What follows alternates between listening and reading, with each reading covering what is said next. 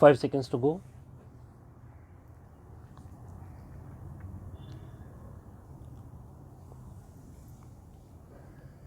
Start.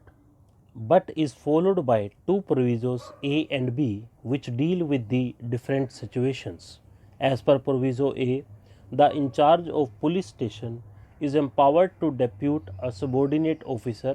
to investigate the offence if he feels that the offence is not serious in nature, whereas proviso B empowers the officer in charge of police station to drop the investigation if he finds that no sufficient ground exists to enter into investigation, and in both these eventualities the concerned officer is required to submit a report before the magistrate and also to send intimation to the informant as the case may be in terms of section 157(2) CRPC.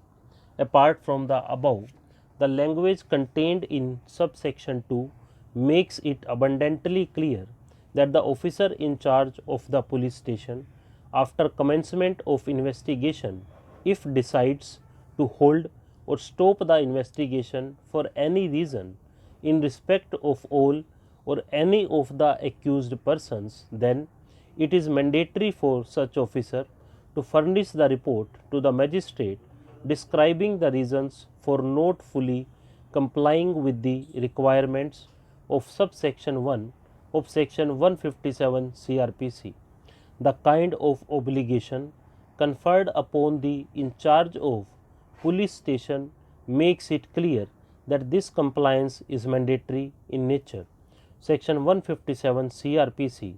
was considered by the Honorable Supreme Court in its judgment rendered in Pala Singh and another versus State of Punjab 1972 AIR SC 2679, wherein it was observed that this provision has been designed to keep magistrate informed of the investigation of such cognizable offence in order to control the investigation and if necessary to give appropriate direction under section 159 CRPC. This view was followed by Honorable Supreme Court in State of West Bengal versus Swapan Kumar Guha and others 1982-1 SCC 561, and the relevant observation is extracted below. The position which emerges from these decisions and the other decisions which are discussed by Brother A. N. Sen is that the condition precedent to the commencement of investigation under section 157 of the code is that the FIR must disclose prima facie that a cognizable offence has been committed. It is wrong to suppose that the police have an unfettered discretion to commence investigation under section 157 of the code.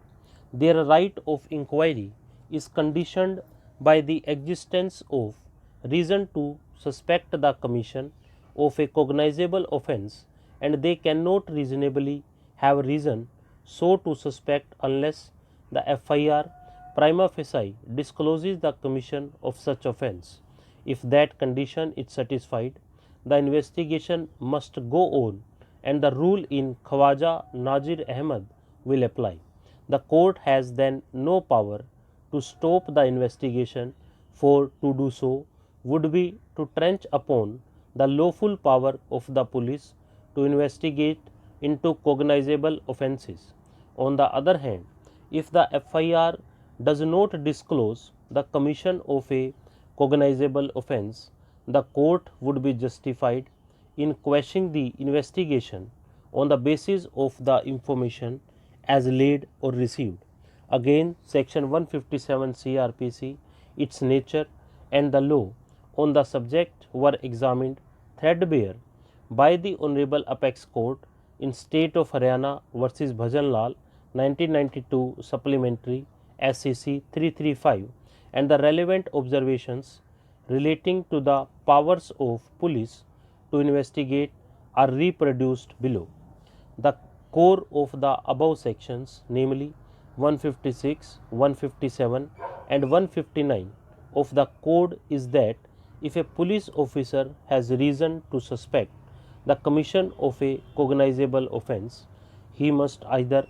proceed with the investigation or cause an investigation to be proceeded with by his subordinate, that in a case where the police officer sees no sufficient ground for investigation, he can dispense with the investigation altogether, that the field of investigation of any cognizable offence is exclusively within which the domain of the investigating agencies, over which the courts cannot have control and have no power to stifle or impinge upon the proceedings in the investigation, so long as the investigation proceeds in compliance with the provisions relating to investigation, and that it is only in a case. Stop.